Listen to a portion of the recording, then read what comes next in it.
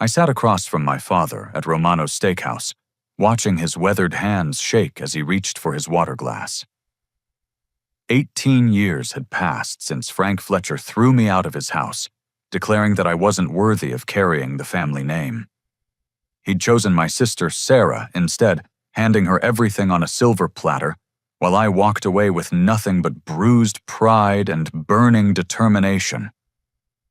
Now here he was, this once proud man reduced to begging a stranger for help to save Fletcher Construction from complete collapse. The irony was absolutely perfect. In my leather briefcase beside my chair lay the merger documents that would reveal tomorrow morning exactly who had just acquired his entire operation through my shell company. The memory of that summer day 18 years ago still burned like acid in my chest. I was 22, fresh out of State University with my business degree, excited about joining the family company that my grandfather had built from nothing back in 1953. Grandpa Joe had started Fletcher Construction with a handshake, a pickup truck, and an unshakable belief that honest work would always find its reward. I'd spent every summer since I was 12 working alongside the crews, learning everything from pouring concrete foundations to reading architectural blueprints. By the time I graduated college, I could frame a house-run electrical wiring and calculate load-bearing requirements faster than most guys with 20 years of experience. I thought I was ready to take my place in the family legacy. Frank had other plans entirely. The announcement came during our annual 4th of July barbecue. 3 generations of Fletchers gathered in the backyard of our colonial home on Maple Street, along with our key foreman longtime clients and half the neighborhood. The smell of grilled burgers mixed with the sweet scent of Mom's apple pie cooling on the picnic table. Red, white, and blue bunting hung from the oak trees that Grandpa Joe had planted when he first bought the house. Frank stood up on the deck, tapping his beer bottle with a fork to get everyone's attention. His voice carried that authoritative tone he used on job sites when he needed workers to listen up. "I want to make an announcement about the future of Fletcher Construction." He began, his chest puffed out with pride. "As you all know, this company has been in our family for 3 generations. It's time to plan for the 4th. My heart pounded with anticipation. This was it. This was the moment I'd been working toward my entire life. After careful consideration, I've decided that Sarah will be taking over operations as vice president effective immediately. She's got the Fletcher instincts, the natural leadership ability, and most importantly, the backbone this business requires. The world went silent, except for the buzzing of cicadas in the evening heat. Sarah was 19 years old, halfway through her sophomore year studying art history at a private liberal arts college. She'd never swung a hammer, never read a building code, never even visited a construction site unless Dad forced her to come along for family photos. But she had something I apparently lacked. She was confident, charismatic, and completely comfortable being the center of attention. Where I was methodical and careful asking questions and double-checking specifications, Sarah made quick decisions and never looked back. Frank saw this as strength. I was beginning to realize he saw my thoroughness as weakness. "Roger." Frank continued, his eyes finding mine in the crowd. "You're a good kid, but you're too soft for this business. You overthink everything. Construction requires quick decisions and the ability to command respect from rough men. You've got book smarts, but that's not what builds buildings." The humiliation felt like a physical blow.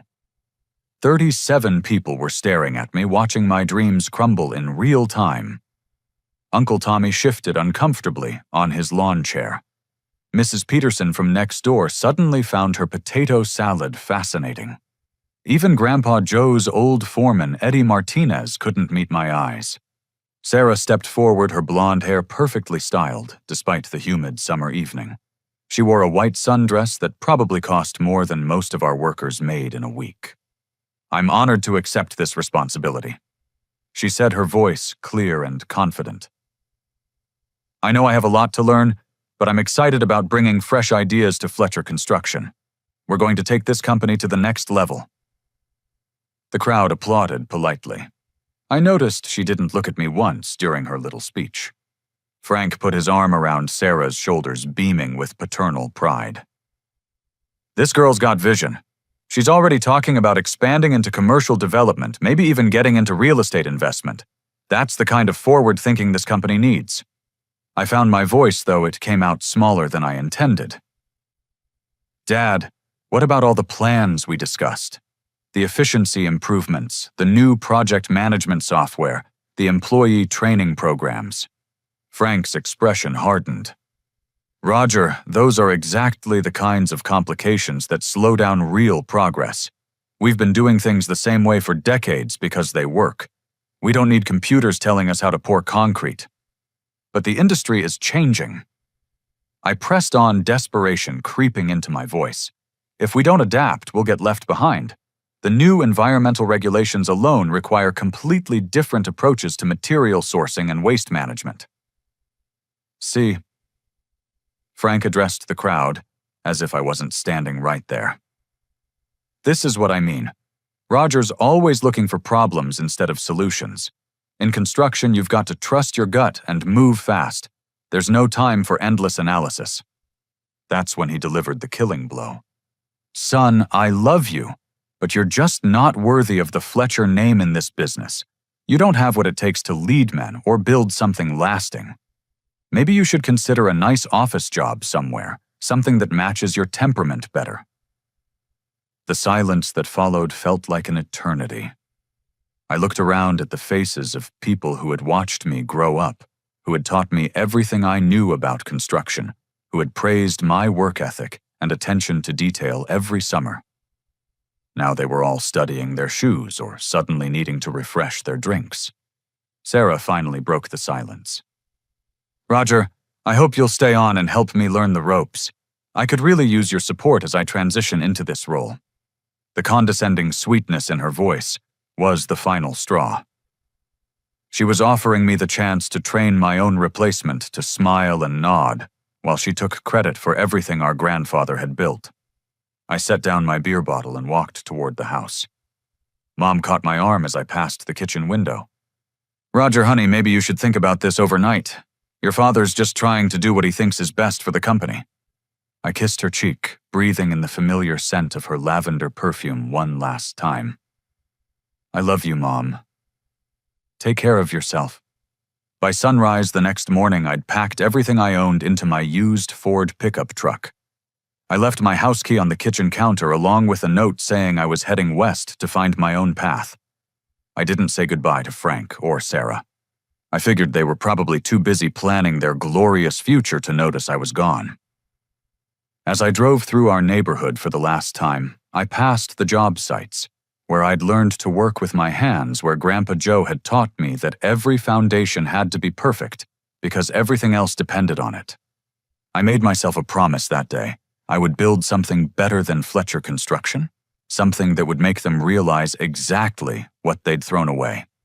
2 weeks later, I discovered just how deep Frank's betrayal ran. I was working for a small contractor in Phoenix, trying to establish myself in a new market, when I called a potential client who had initially seemed interested in my services. The conversation went cold immediately. "Look, kid," the developer said, "I got a call from Frank Fletcher back in your hometown. He told me you had some problems with reliability and anger management, said you couldn't handle the pressure of real construction work, and that I should be careful about trusting you with anything important." I hung up the phone and sat in my studio apartment staring at the water stain on the ceiling. It wasn't enough for Frank to reject me and humiliate me in front of everyone I'd ever known. He was actively sabotaging my attempts to build a new life anywhere within a 500-mile radius of home. That night, I started making phone calls to every contact I had in the construction industry. The story was always the same. Frank Fletcher had reached out personally to warn them about his unstable son, who couldn't be trusted with important projects. Instead of breaking my spirit, this betrayal forged something harder inside me. If Frank wanted to destroy my reputation, I'd build a new one so impressive that nobody would care what he had to say. I'd start from zero and climb higher than he'd ever dreamed possible. And someday, somehow, I'd make sure he understood exactly what he'd lost when he chose Sarah over the son who actually understood what it meant to be a Fletcher. 3 states away from home, in a town where nobody knew the Fletcher name. I started over with nothing but my work boots and a determination that burned hotter than the Arizona sun. Phoenix was booming in the early 2000s, with subdivisions sprawling across the desert faster than contractors could frame them. I rented a tiny studio apartment in a complex that catered to construction workers, the kind of place where the pool was always broken and the air conditioning barely worked. My neighbors were mostly men like me trying to build something from nothing, though none of them were running from family betrayal. The first 6 months were brutal. I took whatever work I could find, starting as a basic laborer on crews that needed an extra pair of hands. Digging trenches in 110-degree heat, hauling materials up 3 flights of stairs, cleaning job sites until my fingers bled from handling rough concrete blocks. But every evening, exhausted as I was, I studied. I bought every construction trade magazine, every book on project management, every manual on new building techniques I could afford. While other guys were drinking beer and watching television, I was learning about revolutionary approaches to energy efficiency, studying case studies of successful construction companies, and teaching myself computer-aided design software on a used laptop I'd bought from a pawn shop. My breakthrough came when I landed a job with Desert Sun Construction, a mid-sized company that specialized in commercial projects. The owner, Jake Morrison, was old-school tough but fair. He noticed that I could read blueprints better than guys with twice my experience and that I never made the same mistake twice. Roger Hytry, he said one day as we wrapped up work on a small office building, "I've been watching you. You've got something most of these guys don't have. You think 3 steps ahead." I'd been working on the electrical subcontractor's schedule, trying to figure out why they kept falling behind and throwing off our timeline. After studying their workflow for a week, I realized they were wasting hours every day because they didn't have a systematic approach to wire routing. If we rearrange the sequence and have them start from the top floor instead of the ground level, they can use gravity to help run the major cables, I explained to Jake. Plus, if we coordinate their schedule with the HVAC installation, both crews can share access equipment instead of each team renting separate scaffolding. Jake implemented my suggestions, and the project finished 2 weeks ahead of schedule. The electrical subcontractor was so impressed that they started requesting me specifically for their jobs. Word spread that this young guy from back east had ideas that could save time and money. That's when I started offering consulting services on the side. Nothing fancy, just practical solutions to common construction problems. I'd walk through a job site, identify inefficiencies, and propose streamlined approaches that reduced waste and improved timelines. My first consulting client was struggling with a restaurant renovation that was running months behind schedule and thousands of dollars over budget. The problem was coordination. The plumbing crew would finish their work, then the electrical team would need to access the same areas and accidentally damage the new pipes. Then the flooring contractor would show up before the painters were done and track primer across the freshly installed tile. I spent 3 days creating a detailed timeline that synchronized every trade based on the logical sequence of dependencies. Plumbers first, but only in specific zones. Electrical second, but with clear protection protocols for finished plumbing. Painters third, with temporary barriers to protect completed electrical work.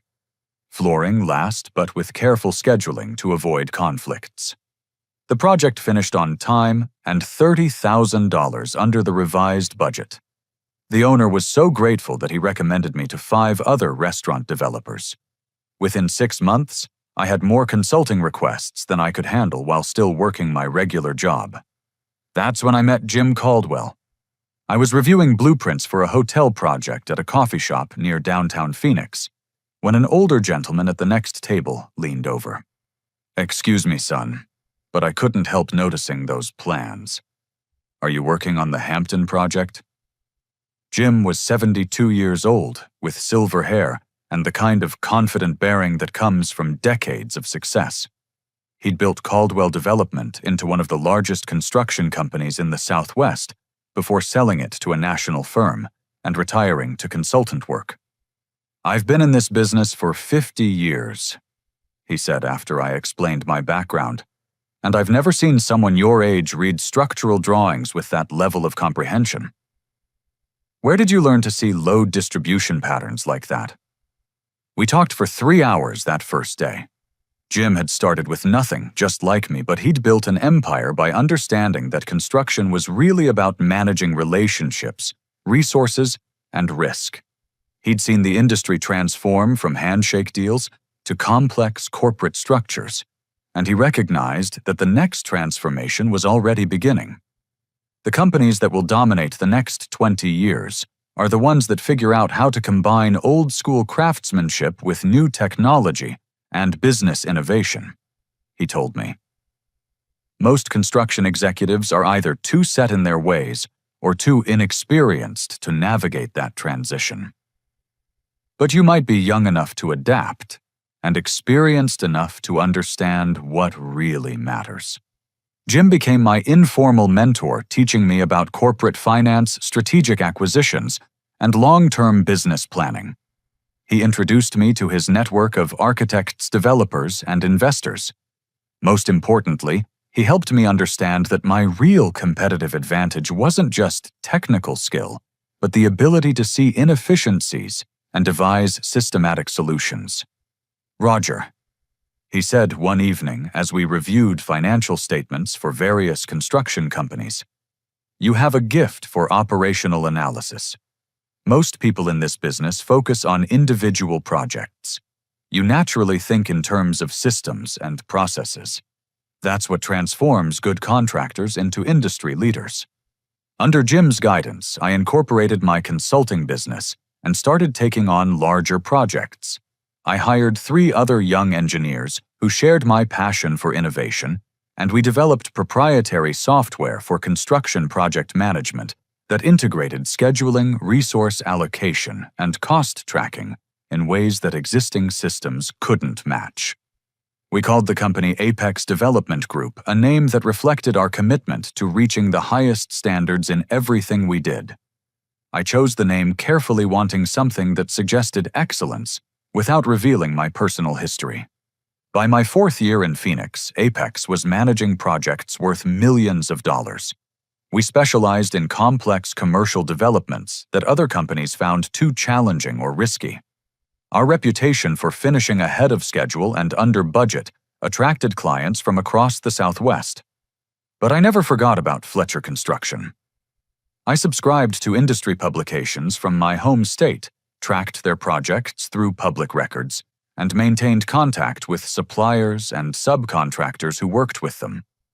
I was building detailed intelligence about their operations, their financial health, and their competitive position. What I discovered was both satisfying and concerning. Sarah had indeed brought fresh ideas to Fletcher Construction, but most of them involved cosmetic changes that looked impressive in marketing materials, without addressing fundamental operational issues. She'd redesigned their logo, updated their website, and started attending networking events where she charmed potential clients with her confidence and enthusiasm. But the actual construction work was suffering. Project timelines were increasingly unreliable. Cost overruns were becoming common, and their reputation among subcontractors was deteriorating.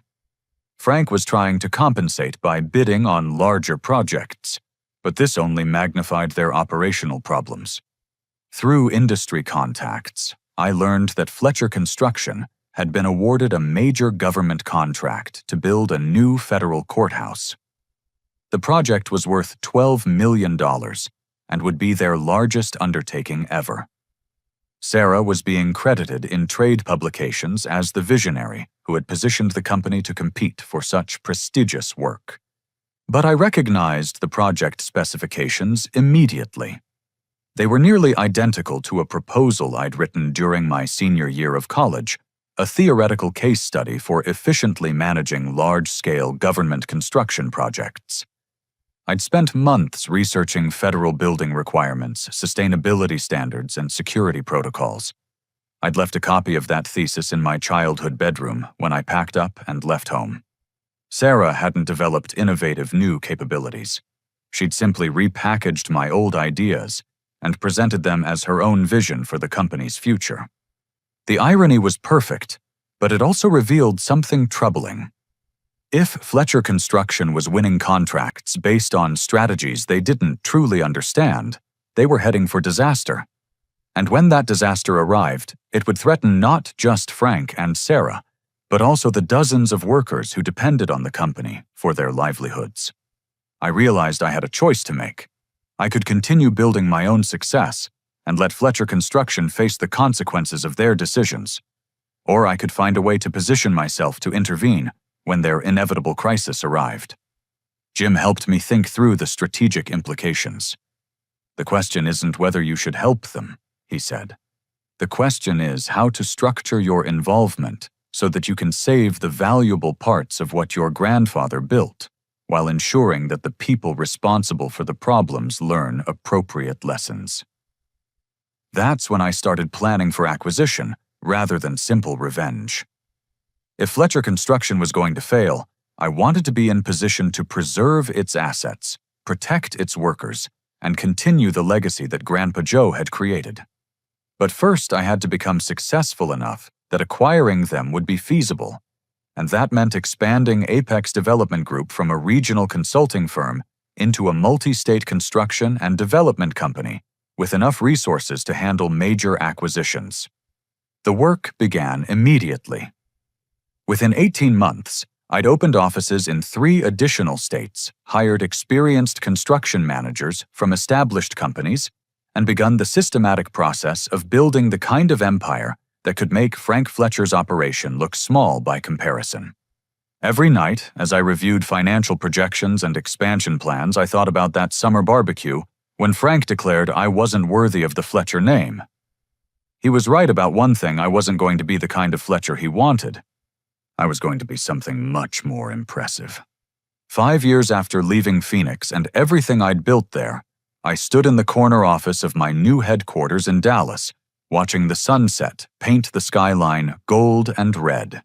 Apex Development Group had become one of the fastest-growing construction companies in the Southwest, but I knew we were ready for the next phase of expansion. The transition from regional player to national contender required a completely different approach to business development. Instead of competing for projects one at a time, I'd started acquiring smaller construction companies that gave us immediate market presence in new territories. The strategy was surgical and methodical. I'd identify family-owned construction businesses that were struggling with succession planning or cash flow problems, then approach them through intermediaries who could negotiate acquisitions without revealing my personal involvement.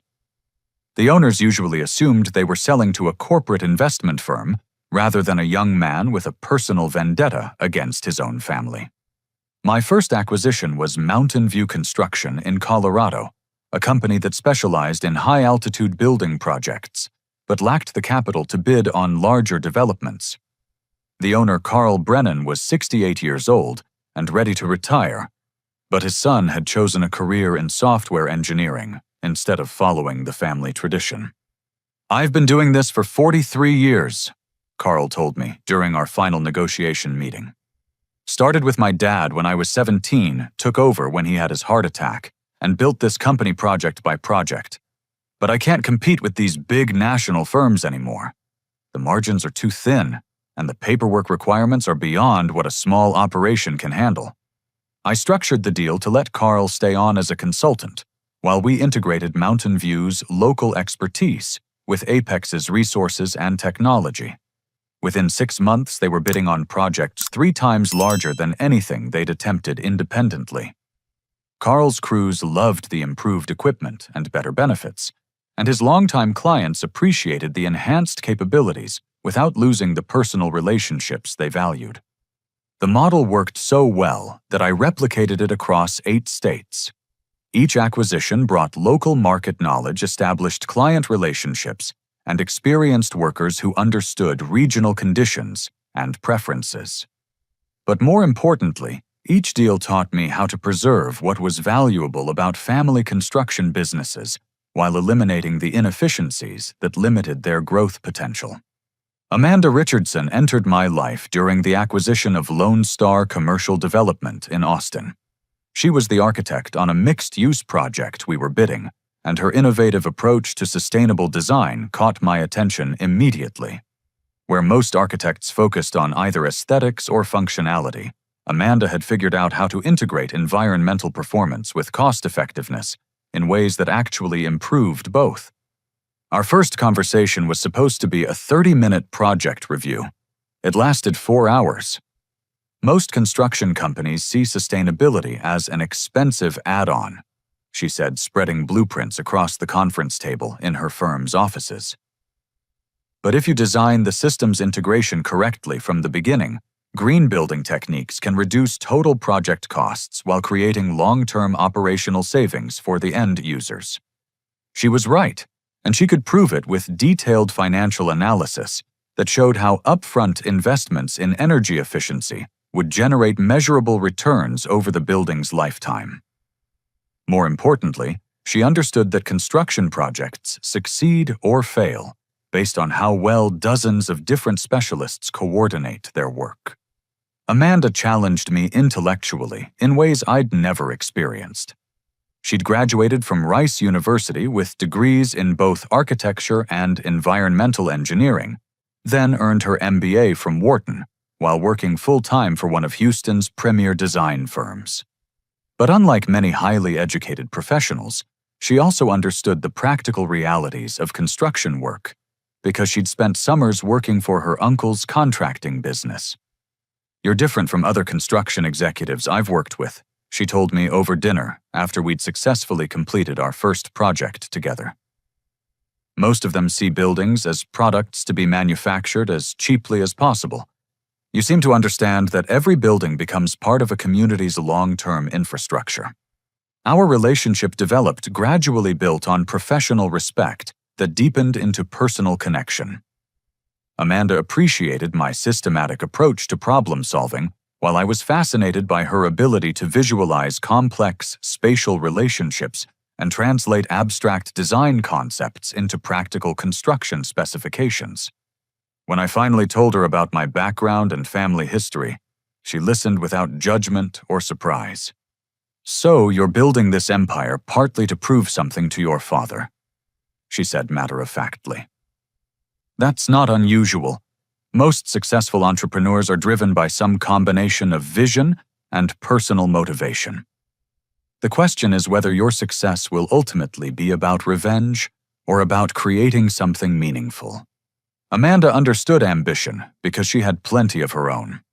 She'd left her secure position with an established firm to start her own practice specializing in projects that combined architectural innovation with environmental responsibility. We became partners in both business and life, pushing each other to think bigger and aim higher. Together, we developed a new approach to construction projects that integrated design engineering and building from the earliest planning stages. Instead of the traditional model where architects create plans and construction companies figure out how to build them, we created collaborative teams that worked together to optimize every aspect of development. The approach was revolutionary, and it generated results that impressed even our most skeptical competitors.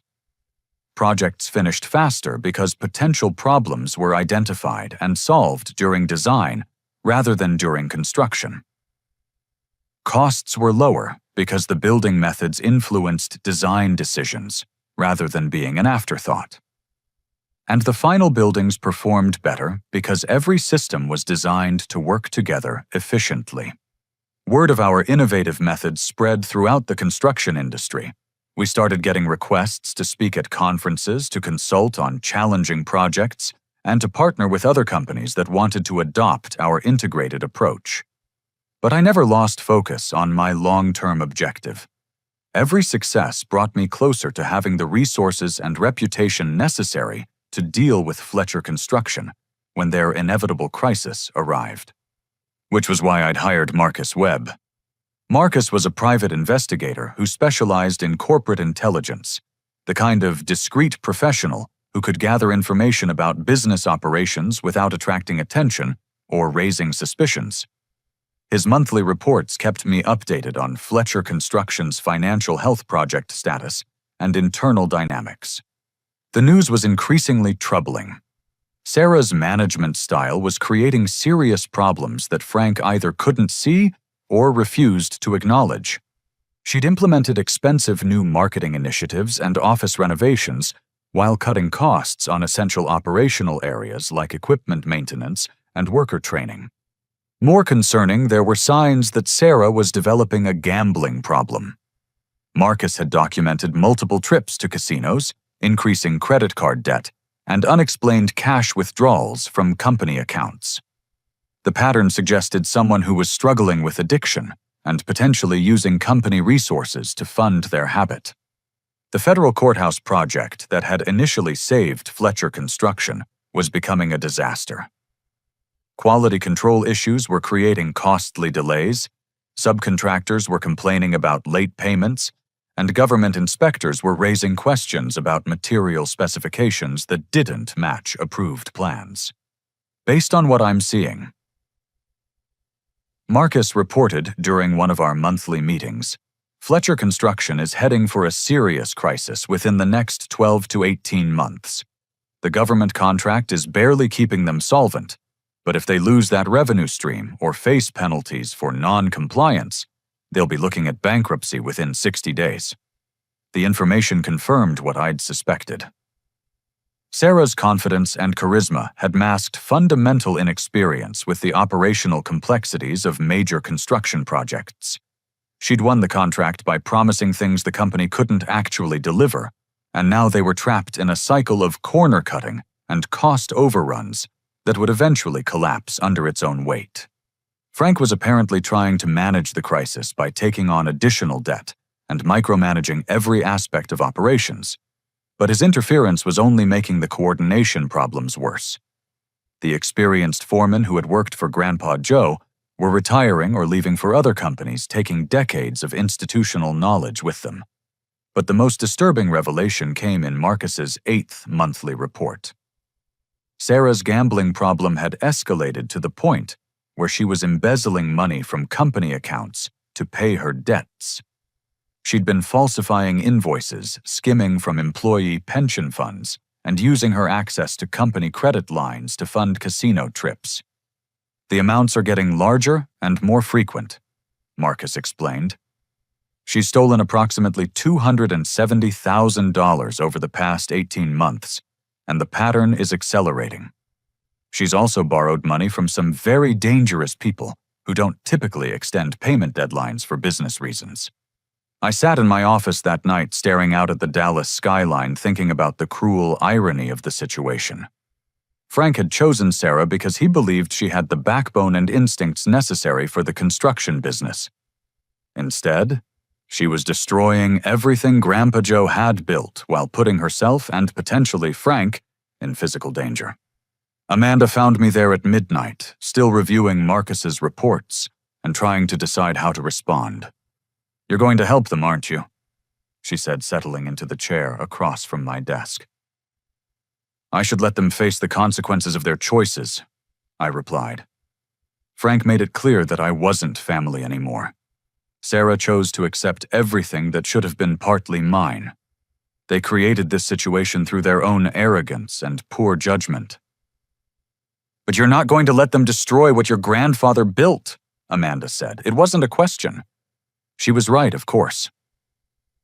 Regardless of how Frank and Sarah had treated me, Fletcher Construction represented 3 generations of honest work and community contribution. The company employed 63 people who had nothing to do with our family drama. And somewhere in that failing organization were the values and traditions that Grandpa Joe had instilled in me during those long summer days when he taught me that every foundation had to be perfect. If I'm going to intervene, I said, it has to be on my terms. I won't just bail them out so they can make the same mistakes again.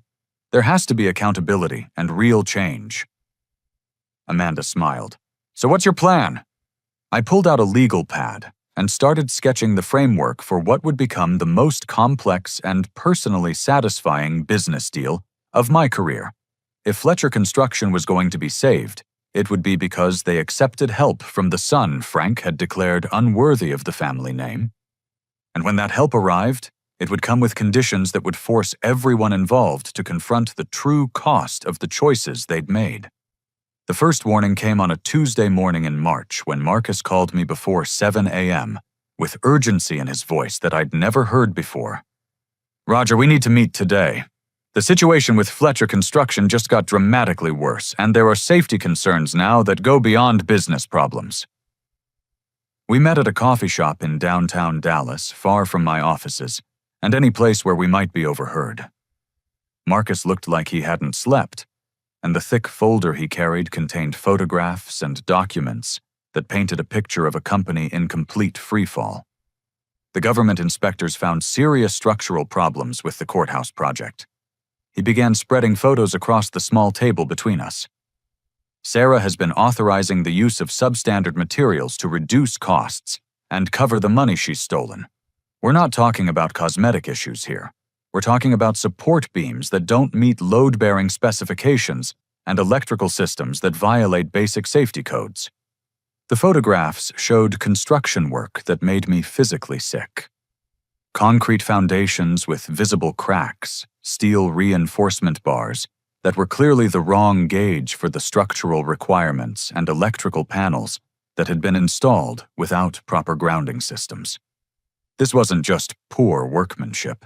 It was negligence that could result in building collapse or electrical fires. The Federal Contracting Office has suspended all payments pending a complete engineering review, Marcus continued. They're also talking about prosecuting for fraud if they determine that the substandard materials were used intentionally to inflate profit margins. But the legal problems were just the beginning. The photographs Marcus showed me next revealed the human cost of Sarah's gambling addiction and financial desperation. She owes $420,000 to a loan shark operation run by Vincent Torino, Marcus explained. These aren't casino debts anymore. She borrowed directly from organized crime figures who don't negotiate payment plans or accept excuses.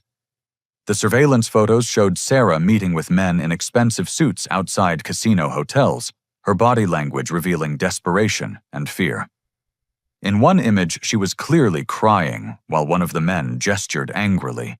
In another, she was handing over what appeared to be construction company documents, possibly as collateral for additional loans. Torino's people have made it clear that if Sarah can't pay within 30 days, they'll collect from her family instead, Marcus said. They've already started surveillance on Frank's house and your mother's gravesite, sending the message that they know how to hurt him emotionally as well as physically. The mention of my mother's grave filled me with a rage I hadn't experienced since that humiliating day at the family barbecue. Whatever sins Frank and Sarah had committed threatening to desecrate Mom's memory crossed lines that even organized criminals should respect. "Where is Sarah now?" I asked, trying to keep my voice steady. She disappeared 4 days ago, cleaned out her personal bank accounts, grabbed her passport, and vanished. Frank thinks she's visiting college friends, but her credit cards show charges from casino hotels in Atlantic City. She's probably trying to gamble her way out of debt, which means she's just digging the hole deeper. Marcus pulled out financial documents that showed the full scope of the disaster Sarah had created. She'd forged Frank's signature on multiple loan applications, mortgaged the family home, without his knowledge, and even borrowed against the life insurance policy Mom had left behind. The total debt exceeded $1.2 million, far more than Fletcher Construction could possibly pay, even if they completed the courthouse project successfully. Frank doesn't know about most of this yet, Marcus explained. Sarah has been intercepting mail and handling all the financial communications. He thinks the company is struggling but still viable. He has no idea that he's personally liable for loans he never actually approved. The cruelest irony was that Frank was working harder than he had in years trying to solve operational problems that he thought were caused by the complexity of the government project. He was putting in 18-hour days personally overseeing every aspect of construction and pushing his aging body to limits that worried the workers who'd known him for decades. "The stress is killing him," Marcus said quietly. "His foreman, Eddie Martinez, called me because he's concerned about Frank's health. The man has lost 30 pounds in 2 months, he's not sleeping, and he's developed a tremor in his hands that gets worse when he's frustrated." I stared at the surveillance photo of Frank standing alone in the half-finished courthouse, looking older and more defeated than I'd ever seen him. Despite everything he'd done to me, despite the years of anger and resentment I'd carried, seeing him like this stirred emotions I thought I'd buried forever. "There's something else," Marcus said, his voice dropping to barely above a whisper. "Torino's people have been asking questions about you." My blood went cold. What kind of questions? They know Frank has a son who left town years ago and became successful in construction. They're trying to figure out if you might be worth approaching as an alternative source of payment for Sarah's debts. The implications hit me like a physical blow. Not only were these criminals threatening Frank, but they were potentially targeting Amanda and our business as leverage to collect money that Sarah had stolen. They don't know about Apex Development Group yet. Marcus continued, "But it's only a matter of time before they connect Roger Fletcher to Roger Williams, the name you've been using for business purposes. When that happens, they'll realize you have significant financial resources." I'd legally changed my last name to Williams 3 years earlier, partly to distance myself from the Fletcher family drama, and partly to avoid exactly this kind of situation. But the name change wouldn't protect me indefinitely if organized crime figures started investigating seriously. "What's your recommendation?" I asked, though I was already forming my own plan. "You need to decide quickly whether you're going to help Frank or cut all ties and disappear until this situation resolves itself," Marcus said. "If you're going to intervene, it has to be soon, because Torino's deadline is in 3 weeks. And if you're going to stay out of it, you need to make sure there's no way they can trace you back to Apex Development Group." That evening, I sat in our home office with Amanda reviewing everything Marcus had discovered and trying to decide on the best course of action. Amanda had been quiet throughout my explanation, but I could see her analytical mind working through the complexities. "This isn't really about business anymore," she said finally. "This is about whether you can live with yourself if you let your father get hurt by problems your sister created." She was right, but the situation was more complicated than simple family loyalty. "If I bail them out," I said, "I'm not just paying Sarah's gambling debts. I'm enabling her addiction and teaching her that there are no real consequences for stealing and lying. That doesn't help anyone long term." "But if you don't intervene," Amanda replied, "your father could be seriously injured by people who don't care about teaching lessons or personal growth, and 63 innocent workers will lose their jobs when Fletcher Construction collapses." We spent hours that night researching Vincent Torino and his organization, trying to understand exactly what we were potentially dealing with. The news wasn't encouraging. Torino had been arrested multiple times for extortion and assault, but he'd never been successfully prosecuted because witnesses had a tendency to recant their testimony or simply disappear. His loan shark operation was particularly vicious, targeting people with gambling addictions who had access to significant assets or earning potential. The typical pattern involved offering easy credit at reasonable initial terms, then escalating the pressure dramatically once the borrower was in too deep to escape. "Sarah fits their perfect victim profile," Amanda observed. "Gambling addiction, access to company funds, family members with potential resources, and enough social status that she'll go to extreme lengths to avoid public exposure of her problems." By dawn, I'd made my decision.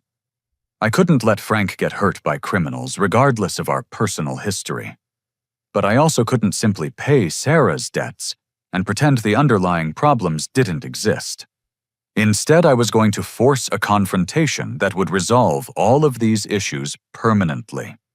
The first step was arranging a meeting with Frank, ostensibly to discuss a potential business transaction, but actually to assess the situation firsthand and determine how much he knew about Sarah's activities. The second step was developing a comprehensive plan to neutralize the criminal threat, while ensuring that Sarah faced appropriate consequences for her actions. And the third step was figuring out how to preserve the valuable parts of Fletcher Construction while holding everyone accountable for the choices that had created this disaster. It was going to be the most complex negotiation of my career, with stakes that went far beyond money or business success. But if I could pull it off, I might be able to save my father's life, while finally proving that the son he'd rejected was worthy of the Fletcher name after all. The irony was perfect. Frank had always said that construction required quick decisions and the ability to command respect from dangerous situations. Now we'd find out if the son he'd dismissed as too soft had developed exactly those qualities. Romano's Steakhouse hadn't changed much in the 18 years since I'd last been home. The same dark wood paneling, the same red leather booths, the same smell of grilled meat and garlic bread that had made it Frank's favorite restaurant for business dinners when I was growing up. I arrived 15 minutes early, choosing a corner table that offered clear sight lines to both entrances while keeping my back to the wall. Marcus had confirmed that Torino's men were still watching Frank, and I couldn't afford to be surprised by uninvited guests at this meeting. Frank walked through the front entrance at exactly 6 p.m., looking around nervously as the hostess led him towards my table. The 18 years had not been kind to him. His thick brown hair had gone completely gray, deep lines creased his face around his eyes and mouth, and his once powerful frame seemed diminished, almost fragile. But what struck me most was the defeat in his posture. The confident swagger that had defined Frank Fletcher for as long as I'd known him was gone, replaced by the careful movements of a man who'd been beaten down by circumstances beyond his control. He slid into the booth across from me, his hands shaking slightly as he reached for the water glass the server had provided. "Thank you for meeting me, Mr. Williams," he said, his voice hoarse with exhaustion. "I know this is unusual, reaching out through intermediaries like this, but I'm in a situation where I need to explore every possible option." The irony of him addressing me formally, not recognizing his own son, after nearly 2 decades, was both painful and perfect. I looked exactly like he had at my age, but the expensive suit-styled hair and confident bearing apparently made me unrecognizable as the young man he'd dismissed as too soft for the construction business. "I understand your company is facing some financial difficulties," I said, keeping my voice neutral and professional. "My associates mentioned that you're looking to sell assets quickly." Frank's face crumpled slightly at the direct acknowledgement of his desperation. "Mr. Williams, I've been in the construction business for 37 years. I took over Fletcher Construction from my father-in-law and spent decades building it into something the community could depend on. But I made some mistakes in leadership decisions, and now I'm facing consequences that could destroy everything my family worked to create." The admission was more honest than I'd expected. Frank had always been proud to the point of arrogance, never admitting weakness or uncertainty. Seeing him acknowledge failure so directly told me just how desperate his situation had become. "What kind of mistakes?" I asked, though I already knew the answer. Frank closed his eyes for a moment, gathering himself before responding. "I have 2 children." He began, his voice barely above a whisper. 18 years ago, I chose to put my daughter in charge of operations instead of my son. I thought she had better leadership instincts, more natural charisma. I thought my son was too analytical, too cautious for the construction business. He paused, staring at his hands. "I was wrong about everything. My son understood this business better than I gave him credit for. He had ideas that could have modernized our operations, improved our efficiency, made us more competitive. But I was too proud and too set in my ways to listen to him."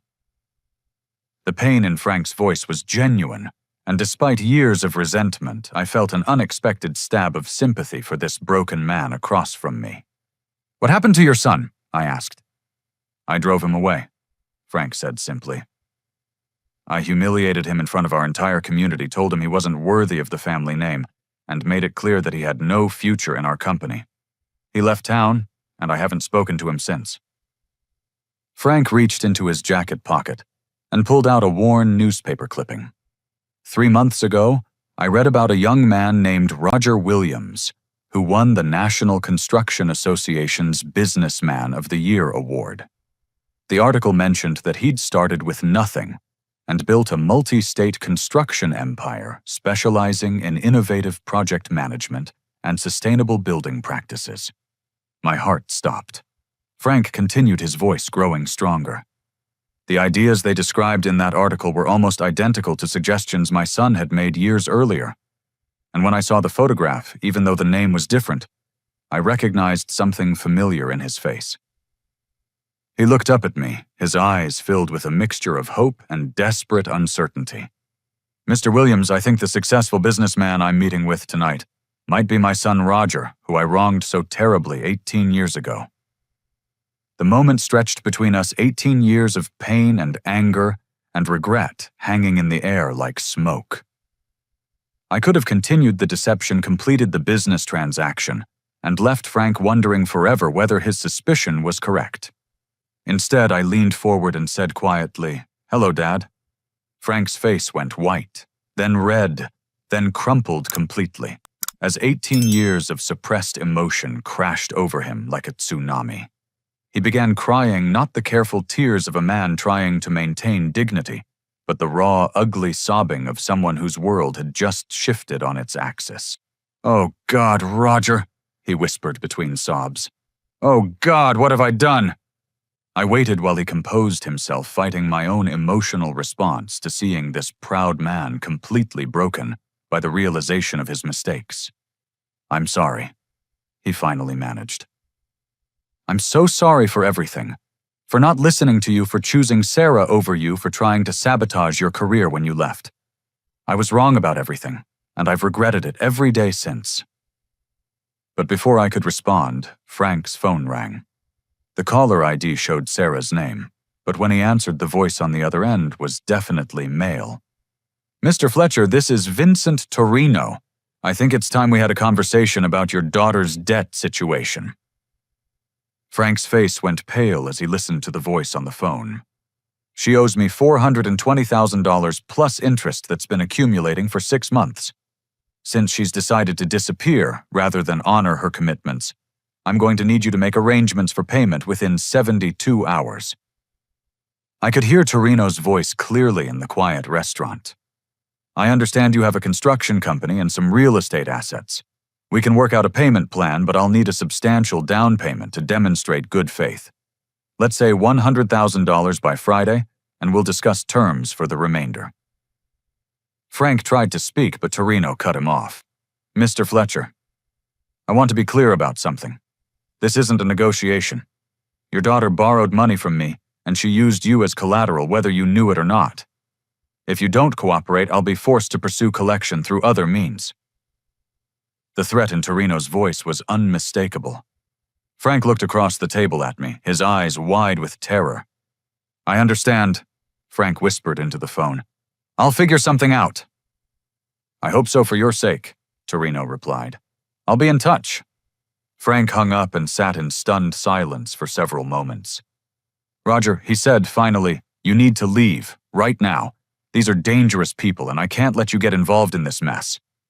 That's when I noticed the black sedan in the parking lot through the restaurant window. 2 men in suits sat in the front seats watching our table. "Dad," I said calmly, "I think it might be too late for that." The next morning, I sat in the conference room of my corporate security firm, watching Vincent Torino's photograph appear on the wall-mounted screen as my head of security, David Chen, briefed me on everything his team had learned overnight. Torino operates a sophisticated loan shark business that targets people with gambling addictions who have access to significant assets, David explained.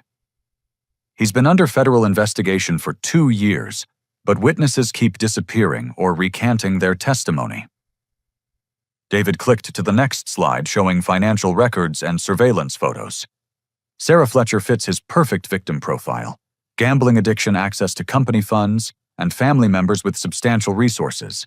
He deliberately cultivated her addiction by providing initial loans at reasonable terms, then escalated the pressure once she was in too deep to escape. I studied the timeline David's team had assembled. Sarah's gambling problem had started innocently enough, with occasional casino trips and online poker games. But Torino's organization had identified her as a potential target and systematically encouraged her addiction by offering easy credit and VIP treatment at casinos they controlled. The $420,000 debt is legitimate, David continued, but Torino structured the loans specifically to ensure Sarah couldn't pay them back through normal means. His goal was always to gain leverage over Fletcher Construction and the family's assets. Amanda sat beside me, reviewing the legal documents that would formalize my plan to resolve this situation permanently. The federal investigators will be very interested in Sarah's testimony about how Torino's organization recruited and exploited her addiction, she observed. If we can guarantee her safety and cooperation, we can help them build a solid case. But first I needed to find Sarah and convince her to face the mess she'd created, instead of continuing to run from it. Marcus had tracked her to Atlantic City, where she was staying at a casino hotel and gambling away what remained of the money she'd stolen.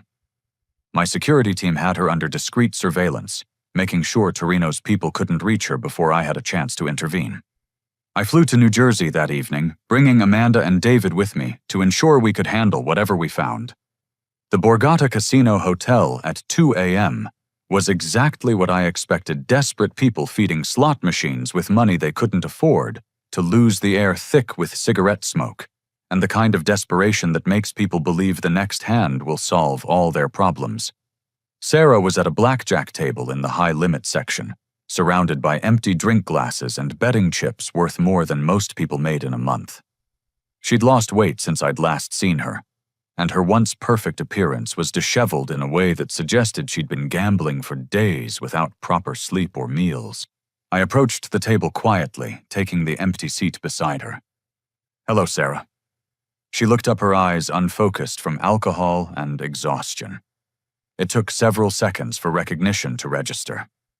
"Roger," she whispered, as if seeing a ghost. "What are you doing here?" "I'm here to help you get out of the hole you've dug," I said calmly. "But first you need to step away from the table." Sarah's hands shook as she reached for her chips, but I gently stopped her. "Leave them," I said. "You're done gambling." For a moment I thought she might argue or try to run. Instead, she began crying, the same kind of raw sobbing that had overwhelmed Frank the night before. "I can't stop," she whispered. "I know I'm destroying everything, but I can't stop. Every time I try to quit, I tell myself just one more hand, just one more chance to win back what I've lost." I helped her up from the table and guided her to a quiet corner of the hotel lobby where Amanda and David were waiting. "Sarah," I said gently, "Torino's people have threatened to hurt Dad if you don't pay your debts. They've been watching his house, following him to work, making it clear that they know how to hurt him physically and emotionally." Sarah's face went white. "I never meant for Dad to get involved. Torino said the loans were just between him and me." "That was never true," David interjected. "Torino specifically targets people whose families have assets he can pursue if the primary borrower defaults. You were always just the entry point to get leverage over Fletcher Construction." I explained the plan we'd developed to resolve the situation safely and permanently.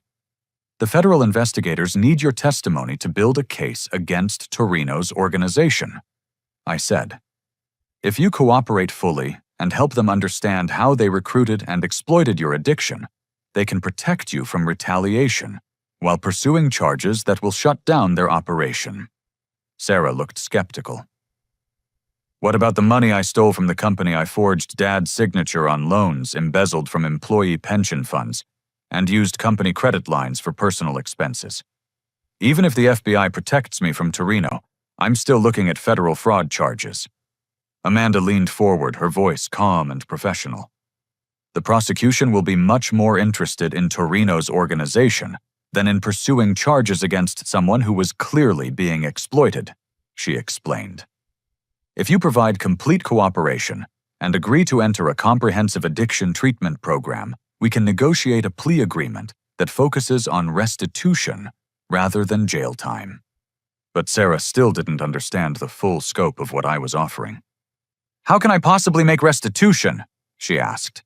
I've stolen over $400,000 from Fletcher Construction, plus all the money I owe Torino. Even if I worked for the rest of my life, I could never pay back that much. That's when I revealed the final piece of my plan. Sarah, I said, I'm going to buy Fletcher Construction from Dad and restructure it as a subsidiary of my company. You're going to work there under proper supervision, helping to rebuild what you damaged. Every penny of your salary above basic living expenses will go toward restitution until the debt is fully paid. Sarah stared at me in disbelief. You'd actually help me after everything I did, after I took everything that should have been partly yours. I'm not doing this for you, I said honestly. I'm doing it for Dad, for the 63 people who work for Fletcher Construction, and for Grandpa Joe's legacy. But if you're willing to take responsibility for your actions and commit to real change, then yes, I'll help you rebuild your life. The conversation with the federal investigators the next morning was exactly as straightforward as Amanda had predicted. Agent Patricia Morrison had been tracking Torino's organization for 2 years, and Sarah's testimony provided exactly the kind of insider information they needed to pursue charges. Mr. Torino's operation specifically targets people with gambling addictions who have access to business or family assets, Agent Morrison explained. They use sophisticated psychological manipulation to escalate the addiction while ensuring the victim becomes financially dependent on continued loans. Sarah's detailed account of how Torino's associates had cultivated her gambling habit provided special access to high-limit games and gradually increased her debt load while making the loans seem manageable, gave the FBI everything they needed to prove a pattern of criminal exploitation. In exchange for your complete cooperation, Agent Morrison continued, including testimony in federal court and assistance with ongoing investigations, we're prepared to recommend a plea agreement that focuses on supervised restitution rather than incarceration. 3 days later, I sat with Frank in the same conference room where I'd learned about Torino's threats, but this time the atmosphere was completely different. I still can't believe it, Frank said, shaking his head as he reviewed the acquisition documents. My son, who I treated so terribly, is saving my company and protecting our family from criminals. Dad, I said, I need you to understand that this isn't charity. Fletcher Construction will become a subsidiary of Apex Development Group, but it will operate according to my standards and procedures. That means modern project management systems, proper financial controls, and a commitment to quality that puts long-term reputation ahead of short-term profits. Frank nodded eagerly. Roger, I'll do whatever you think is best. You've proven that you understand this business better than I ever did. But I wasn't finished explaining the terms. You're going to stay on as a regional manager, but you'll be working for me and following systems I develop. Sarah will also work for the company, but in a supervised position focused on community outreach and addiction recovery programs. Every decision about major projects, financial commitments, or strategic direction will require my approval. Frank was quiet for several minutes, processing the reality that his son was now his boss, and his daughter was essentially starting over as an entry-level employee. I deserve that, he said finally. We both deserve that. But Roger, I need you to know how proud I am of what you've built. Not just the business success, but the kind of man you've become. You could have let us face the consequences of our mistakes, but instead, you found a way to save what was valuable while holding us accountable for what went wrong. 6 months later, I stood in the construction trailer overlooking the renovated federal courthouse project, watching Frank and Sarah work together to coordinate the final inspections that would clear Fletcher Construction of all quality control violations. The investigation of Torino's organization had been even more successful than the FBI had hoped. Sarah's testimony, combined with evidence from other victims who came forward once Torino was arrested, resulted in federal convictions for racketeering, extortion, and fraud. Torino was sentenced to 15 years in federal prison, and his entire operation was dismantled. Fletcher Construction had been completely restructured according to the operational standards I'd developed at Apex. The federal courthouse project finished on time and under budget with quality work that exceeded all government specifications. The company's reputation for excellence was not only restored, but enhanced beyond what it had ever been under Frank's original management. Sarah had embraced her role in the company's community outreach program with an intensity that surprised everyone. She'd completed residential addiction treatment and was now working with other families affected by gambling addiction, using her experience to help people recognize and address the warning signs before they reached crisis situations. "I lost everything because I thought I could gamble my way out of problems instead of facing them honestly," she said during a presentation to local business leaders about addiction awareness. "My brother saved our family by showing me that real solutions require hard work, accountability, and the courage to ask for help when you need it." Frank had adapted to his new role with remarkable grace. Instead of resenting my authority, he seemed genuinely grateful for the structure and oversight that had eliminated the stress and uncertainty that had been killing him. "Working for you is like getting a masterclass in modern construction management," he told me one evening as we reviewed project schedules together. "I'm learning things at 68 years old that I should have figured out decades ago." But the most meaningful change was in our personal relationship. The anger and resentment that had poisoned our family for 18 years was finally healing, replaced by mutual respect based on honest acknowledgement of past mistakes and shared commitment to building something better. Amanda and I had decided to relocate our primary residence back to my hometown, partly to oversee the Fletcher Construction integration, but mostly because we'd realized that running away from family problems hadn't actually solved them. "You know what's interesting about this whole situation?" Amanda observed, as we walked through the construction site, where I'd learned to work with my hands as a child. "You achieved everything you set out to prove to your father, but the real satisfaction came from choosing forgiveness over revenge." She was absolutely right. All the business success in the world hadn't provided the emotional closure I'd found in those moments when Frank broke down and apologized when Sarah committed to rebuilding her life, and when our family finally started dealing honestly with the pain we'd caused each other. The federal courthouse project wasn't just a construction success. It had become a symbol of what was possible when people took responsibility for their mistakes and worked together to build something meaningful. The morning sun cast long shadows across the construction site, where 3 generations of Fletcher craftsmanship were finally united with modern innovation and ethical business practices.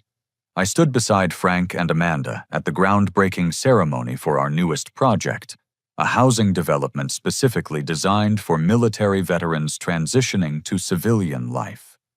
"Ladies and gentlemen," I addressed the gathered crowd of city officials, veterans advocates, and construction workers. "This project represents everything we believe about building communities, not just buildings. Each home will incorporate energy-efficient design, accessible features for veterans with disabilities, and shared community spaces that encourage the kind of mutual support that helps people heal and thrive." The applause was warm and genuine, but what moved me most was seeing Frank's face as I spoke. The pride in his eyes wasn't the superficial satisfaction of a father claiming credit for his son's success, but rather the deeper contentment of someone who had learned to find meaning in work that served others. Sarah stepped forward to explain her role in the project's community outreach component. "As someone who nearly destroyed my family through addiction and poor choices," she said, her voice steady and confident, "I understand how easy it is to lose your way when you're struggling with problems that feel too big to solve. This housing development isn't just about providing affordable homes. It's about creating a supportive community where veterans can build new foundations for their lives, just like I've been able to rebuild mine. The past year had transformed Sarah in ways that went far beyond her recovery from gambling addiction. Working with other families affected by financial crisis and addiction had given her a sense of purpose that her previous role as Fletcher Construction's heir apparent had never provided. She'd discovered that helping people solve real problems was more satisfying than any casino jackpot could ever be. After the ceremony, Frank and I walked through the construction site together, examining the foundation work that would support the first phase of veteran housing. "You know what your grandfather would have said about this project?" Frank asked, running his weathered hand along a perfectly straight concrete form. "What's that, Dad?" "He always told me that the most important thing about any foundation is that it has to support not just the building you're planning today, but whatever needs to be built on it in the future. You never know what challenges or opportunities are coming, so you build it strong enough to handle anything." Frank paused, looking out over the site where dozens of homes would soon provide stability for veterans and their families. "I think that's what you've done with our family, Roger. You didn't just solve the immediate crisis with Sarah's gambling and the loan sharks. You built something strong enough to handle whatever comes next." He was right, though it had taken me years to understand the deeper lesson embedded in Grandpa Joe's philosophy about foundations. The success of Apex Development Group had never really been about proving Frank wrong or showing him what he'd lost when he chose Sarah over me. The real achievement was learning to build systems and relationships strong enough to survive mistakes, conflicts, and unexpected challenges. Amanda joined us as we reviewed the architectural plans that integrated her sustainable design innovations with traditional construction techniques that honored the Fletcher family's commitment to quality craftsmanship. "I've been thinking about what we want to do next," she said, spreading blueprints across the makeshift table in our site office. "There are hundreds of communities across the country that need exactly this kind of integrated approach to affordable housing, sustainable design, and community development." The vision she outlined was ambitious, but achievable.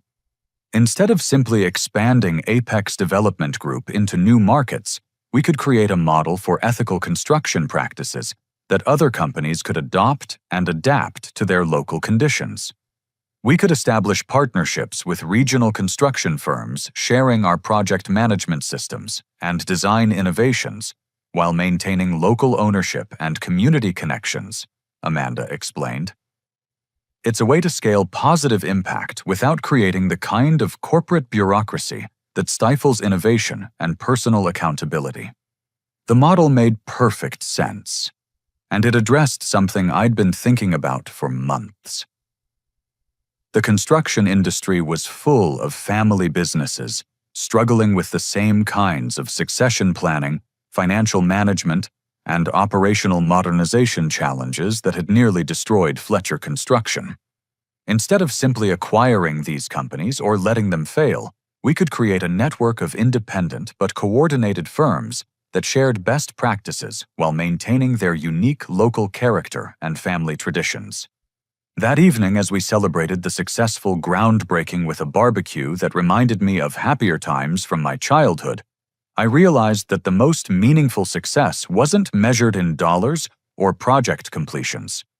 Sarah approached me as I stood watching the sunset paint the construction site in shades of gold and orange. "Roger," she said quietly, "I know I've thanked you before, but I don't think you really understand what you've given me. It's not just the second chance or the job or even helping me get clean from the gambling addiction." She paused, choosing her words carefully. "You showed me that it's possible to face the worst consequences of your mistakes and still build something meaningful from what's left. I spent months thinking my life was over, that I'd destroyed everything beyond repair. But working on these community projects has taught me that every ending can also be a beginning if you're willing to do the hard work of rebuilding." Frank overheard her comments and joined our conversation. "Your brother taught me something similar," he said to Sarah, then turned to address me directly. "Roger, I spent 18 years regretting the decision I made at that barbecue when I chose Sarah over you. I thought the mistake was permanent, that I'd lost my chance to have a relationship with the son who actually understood what this family business was supposed to represent. Frank's voice grew stronger as he continued. But what you've shown me is that mistakes don't have to be permanent if you're willing to take responsibility for them and work to make things right. Not just apologizing, but actually changing the behaviors and attitudes that created the problems in the first place. As the evening wound down and the construction crew packed up their tools, I found myself thinking about the unexpected journey that had brought us to this moment. 18 years ago, Frank had declared that I wasn't worthy of the Fletcher name because he thought I lacked the backbone and instincts necessary for the construction business. He'd been partially right. The young man who left home with nothing but bruised pride and burning resentment wouldn't have been capable of handling the complex challenges that had tested our family over the past year. But the experiences of building Apex Development Group learning from mentors like Jim Caldwell and developing the strategic thinking necessary to navigate corporate acquisitions and criminal threats had forged exactly the kind of strength that the construction business actually required. Not the superficial toughness that Frank had valued in Sarah's confident decisiveness, but the deeper resilience that comes from facing failure, learning from mistakes, and building systems strong enough to withstand unexpected pressures. 3 months later, I stood in the same courthouse that had nearly destroyed Fletcher Construction this time for the ribbon-cutting ceremony that officially opened the building for public use. Federal Judge Patricia Williams, who would be presiding over cases in the new facility, made remarks that captured the symbolic significance of the project's successful completion. "This courthouse represents more than just a new building for our community," she said. "It represents the kind of craftsmanship and integrity that we hope to see in all aspects of public service." The construction team overcame significant challenges to deliver a facility that will serve our community for generations to come. The irony wasn't lost on any of us that the project, which had almost destroyed our family business, had become the foundation for everything we'd built since. As we drove home that evening, Amanda and I reflected on the lessons embedded in our unexpected journey back to my hometown. "You know what's interesting about this whole experience?" she said. "You achieved everything you originally set out to prove about your business abilities and leadership potential. But the real satisfaction came from learning that success means creating something larger than yourself, not just accumulating personal achievements." She was absolutely right. The young man who had left home 18 years earlier had been focused on proving Frank wrong and showing him what he'd lost. The man who had returned was more interested in building foundations strong enough to support whatever challenges and opportunities the future might bring. 6 months later, as I watched Frank and Sarah work together to coordinate our latest project, a community center that would provide addiction counseling and job training services, I realized that we had achieved something more valuable than business success or personal vindication. We had learned that every foundation, whether it's supporting a building or a family or a community, requires the same essential elements: honesty about past mistakes, commitment to doing better in the future, and the kind of patient, careful work that builds something strong enough to last. The Fletcher name now represented not just 3 generations of construction expertise, but also the possibility of redemption, forgiveness, and the kind of growth that comes from facing difficult truths about ourselves and choosing to build something better. And as I looked out over the community we were helping to create filled with homes for veterans, support services, for families in crisis, and opportunities for people to rebuild their lives after making serious mistakes, I knew that Grandpa Joe would be proud of what his legacy had become. Not just a successful construction company, but a foundation strong enough to support whatever needed to be built next. What does it mean to you when someone gets a second chance to prove their worth after being written off by the people who should have believed in them most? Have you ever had to choose between holding on to justified anger or taking the harder path of forgiveness and rebuilding? Share your thoughts in the comments below.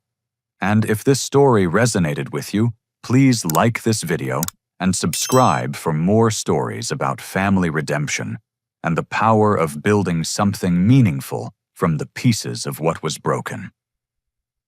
Don't forget to share this with someone who might need to hear that it's never too late to build new foundations, no matter how badly the old ones were damaged. Thank you for taking this journey with me, and remember that every ending can also be a new beginning if you're willing to do the hard work of rebuilding with integrity and hope.